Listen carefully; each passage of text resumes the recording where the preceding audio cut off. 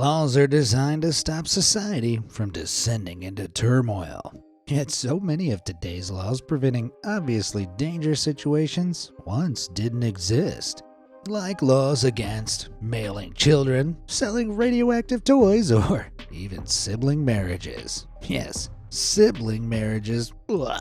So join me as we uncover the most insane things that used to be 100% legal.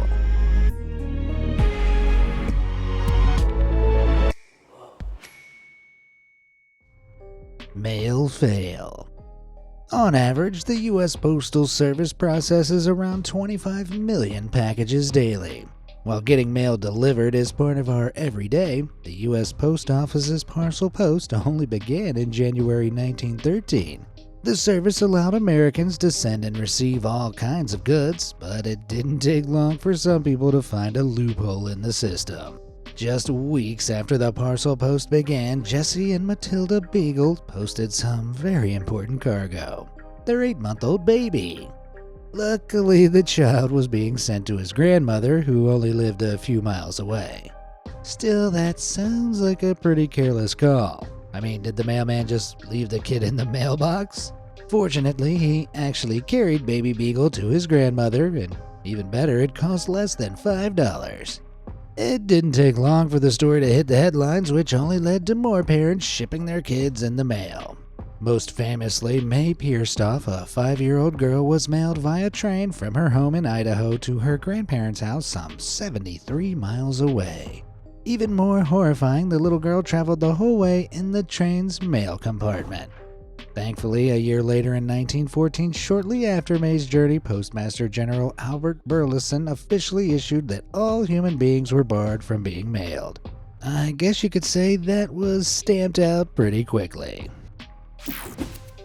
Dangerous daycare.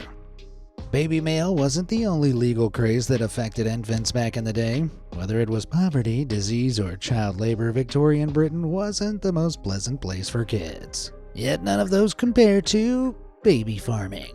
Baby farming is where parents handed over their infant or child to a carer in exchange for a fee.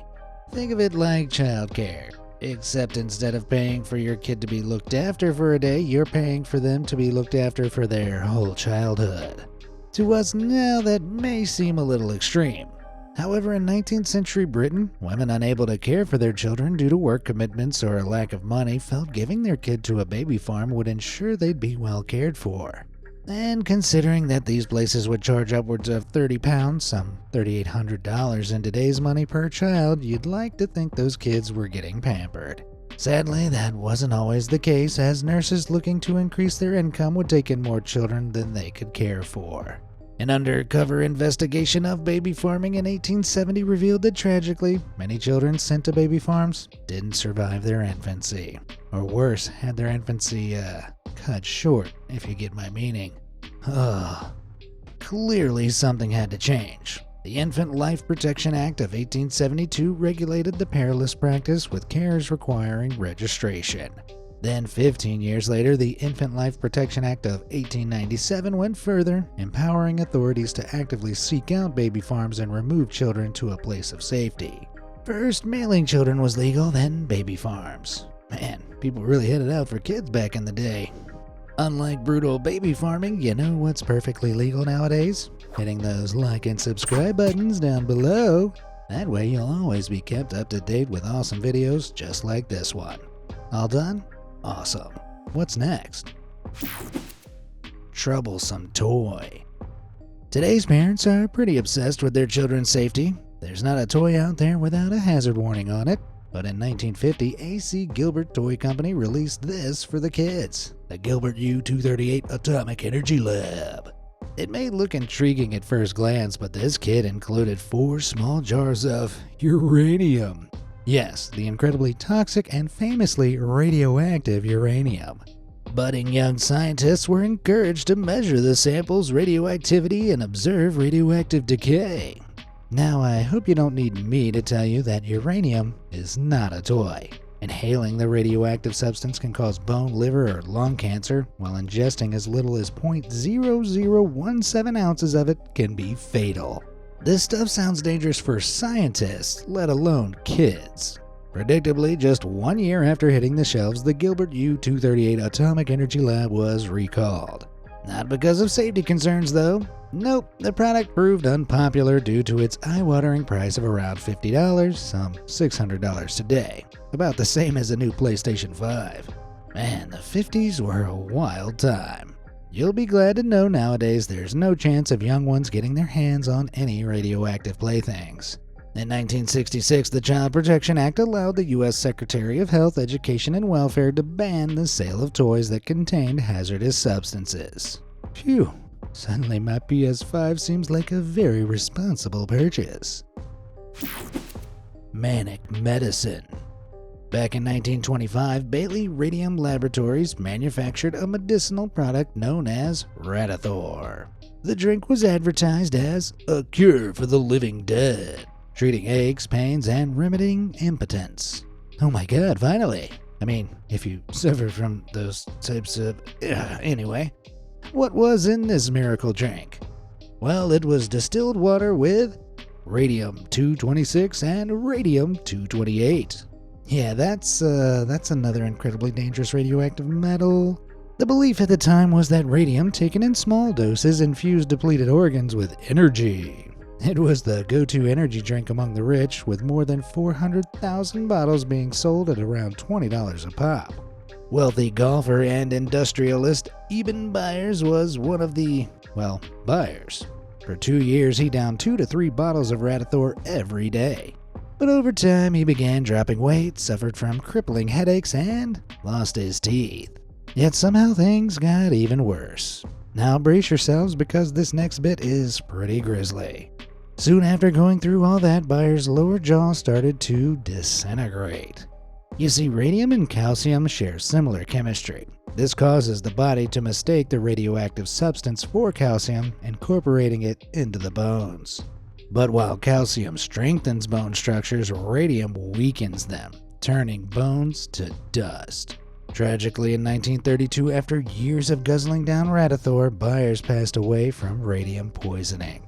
Yep, that stuff is not to be messed with, and certainly not to be used as a medicine.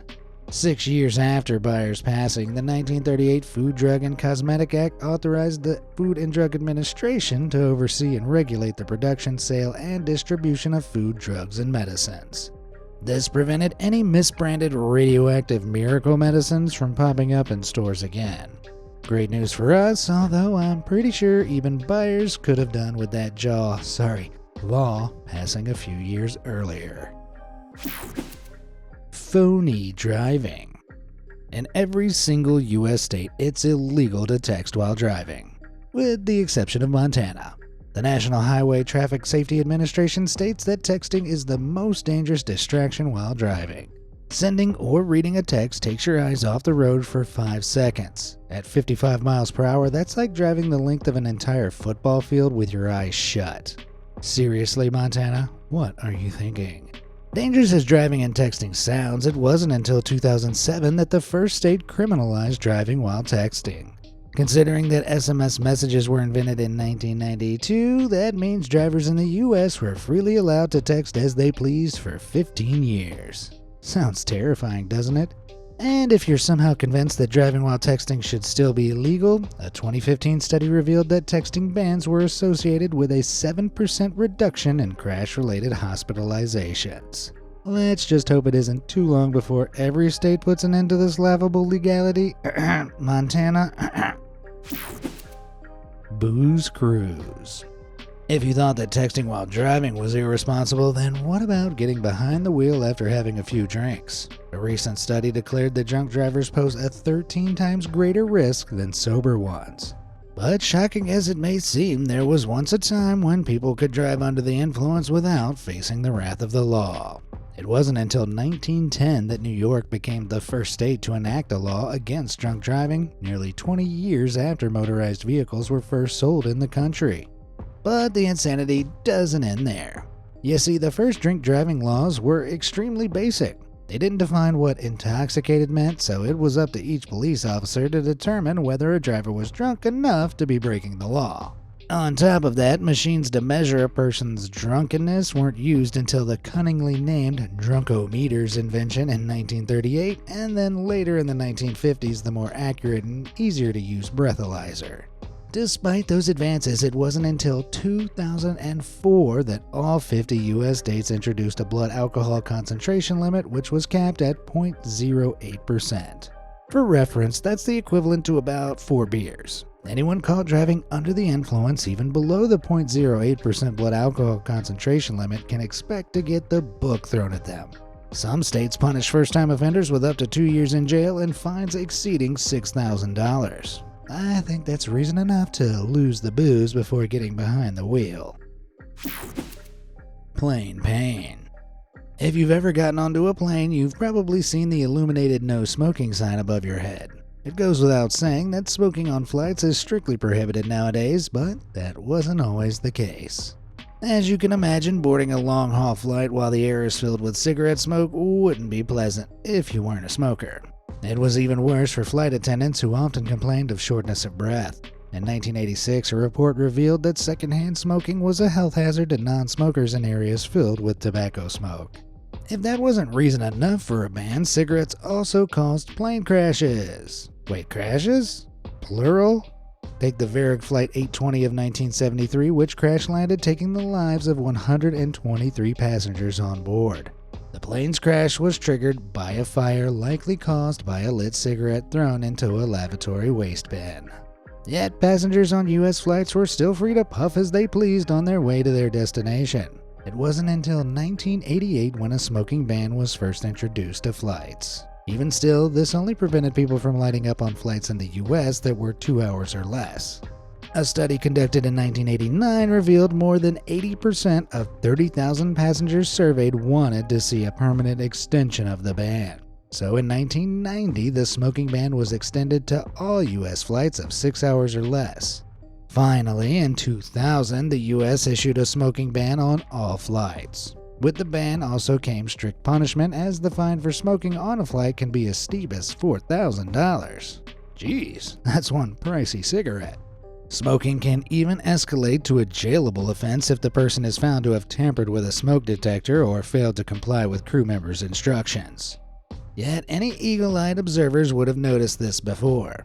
That's right, many aircraft lavatories contain an ashtray. Seems strange considering no smoking's allowed, doesn't it? However, ashtrays are located on the doors of all airplane bathrooms, providing a safe place to dispose of a lit cigarette to any lawbreakers. Still, ashtray or not, I'd advise against taking a drag on a flight. Otherwise, your life could quickly go up in smoke. Frightful flights. As shocking as smoking on a plane may seem today, airlines once permitted something far more dangerous on their flights: guns. Now, I'm no aviation expert, but being stuck on a plane over 30,000 feet in the air while some passengers are in possession of firearms doesn't sound like the safest idea. Mind-blowing as it seems, there were once no laws in place to prevent people from boarding planes with guns. Predictably, chaos ensued. The first aerial hijacking within the U.S. occurred in May 1961 when a man carrying a knife and gun demanded the flight be diverted to Cuba. In the next few months, 4 more planes were hijacked by armed passengers. By the end of the year, it was finally illegal to carry an accessible concealed weapon aboard an aircraft. Yet, despite the law change, the aerial hijackings continued. From 1968 to 1972, over 130 planes were hijacked in the U.S. alone. It wasn't until the 1974 Air Transportation Security Act that airports authorized and required screening for passengers to detect if they were carrying weapons. As you'll know, with the long security lines at airports today, that screening is still in place. In the U.S., if anyone does manage to board a plane with an unauthorized gun, they can expect to spend up to 10 years in jail, along with a fine as steep as $250,000. Yep, that's a law you're not gonna want to break. A pinch of kaboom. You don't need me to tell you dynamite is dangerous.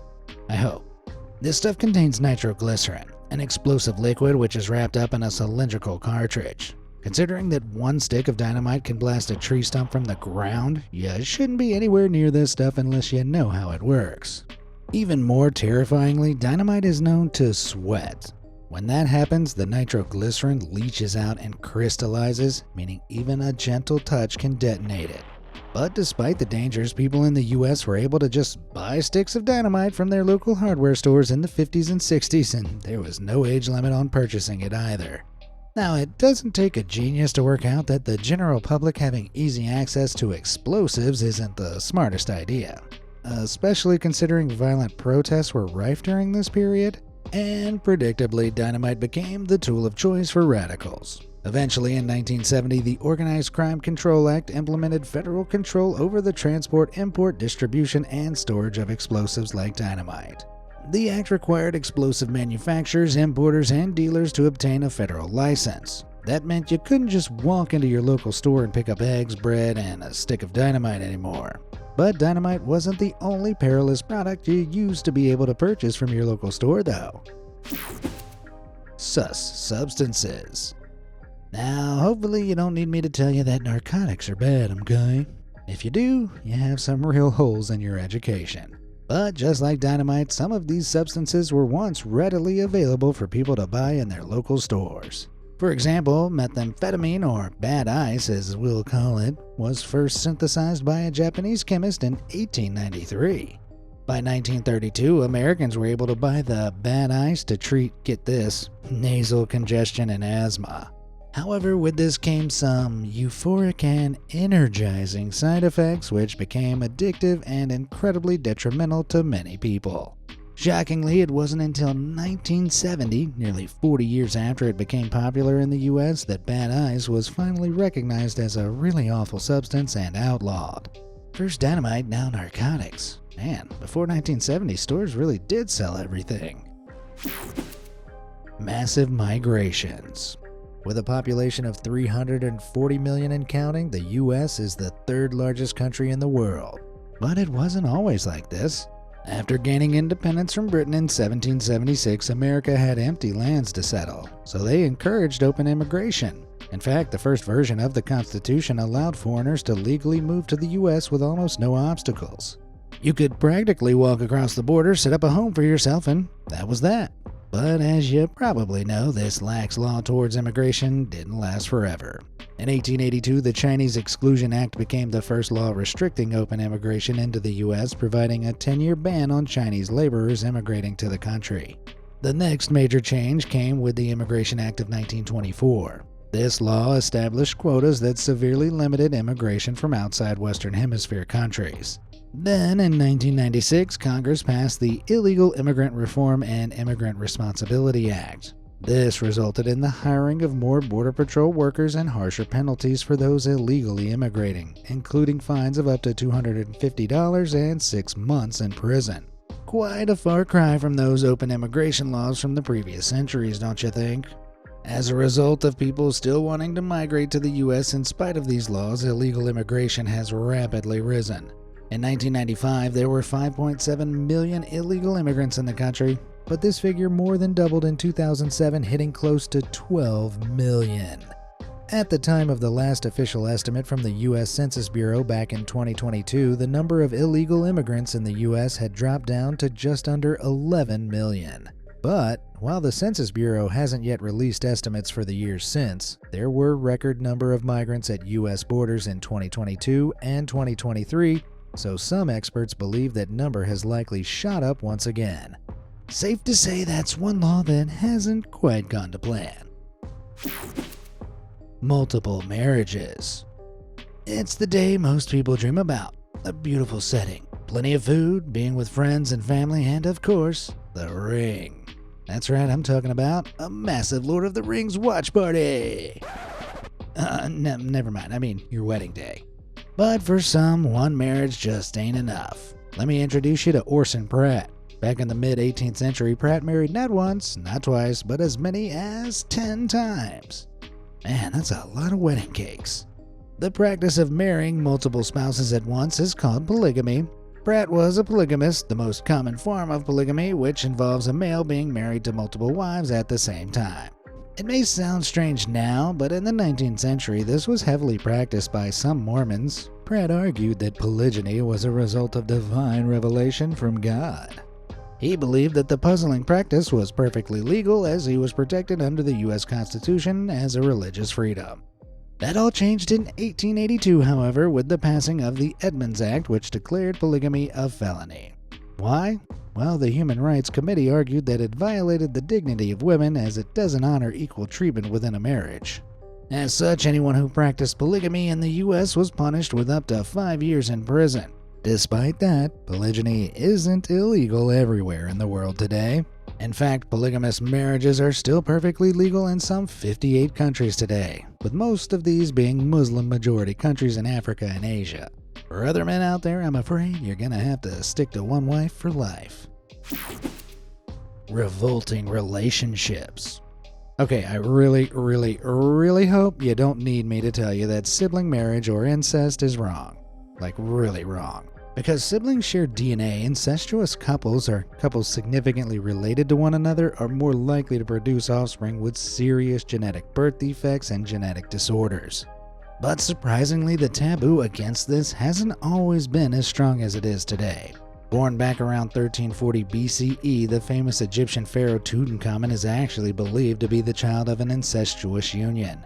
Regrettably, he decided to keep up the creepiness by marrying his half-sister. Later down the line, from 300 to 30 BCE, rulers from the Ptolemaic Kingdom of Egypt, including Cleopatra, engaged in full sibling marriage. Marriages and births between relatives prevented the influx of external powers and maintained their family rule, but this became less popular power play as time passed. Today, most countries have completely outlawed incest, except 22, including Argentina, Brazil, India, Japan, South Korea, and many more. Sibling marriage, on the other hand, is outlawed almost everywhere except in Sweden? Yeah, half-brothers and sisters can legally marry there, but these people still share 25% of their DNA. But even recent rulers like the UK's Queen Elizabeth and Prince Philip were related, both descendants of Queen Victoria, and as first cousins shared some 12.5% of their DNA. Okay, so no marrying siblings, but the line worldwide seems to be drawn at first cousins. Man, is there any way I can unlearn information? Deadly duels. The Middle Ages were a weird time, but the most bizarre aspect of life back then was trial by combat. This involved two parties fighting or dueling in a single combat, with the winner of the fight being proclaimed to be in the right. To make things even more bizarre, an unusual variant of trial by combat known as the marital duel sprung up. This involved a husband and wife settling their differences with physical combat. To compensate for the man's greater strength, his wife was armed with a rock wrapped in cloth. The husband, meanwhile, was put in a hole in the ground with one hand tied behind his back. Comical as it sounds, marital duels were no joke. It's said that if the woman won, the man was executed, while if the man won, the woman was buried alive. Man, and I thought custody battles today were vicious. Thankfully, marital duels have been a thing of the past since the 1200s. The same can't be said for trial by combat, though. In 1817, one strange case shook London.